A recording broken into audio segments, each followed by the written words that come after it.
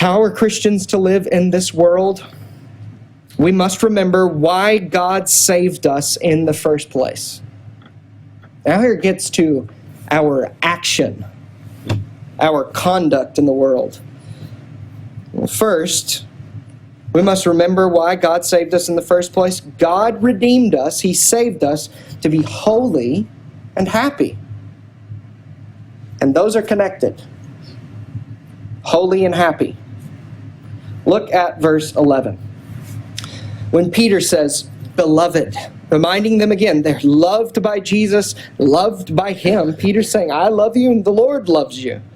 Beloved, I urge you, I exhort you, implore you, entreat you, plead with you, I beg you, as sojourners and exiles, to abstain from the passions of the flesh, which wage war against your soul. That's the negative. He's putting it in the negative. Abstain from the passions of the flesh. You're still indwelling sin, and you're tempted to sin. Abstain. That means run away, stay away from it, keep away. You're going to have these things come up. You're going to have temptations. And he's saying, abstain. Beloved, I urge you, I beg you, abstain from the passions of the flesh. Why? Because they wage war against your soul. They wage war against your soul. This word wage war means you're still indwelling sin.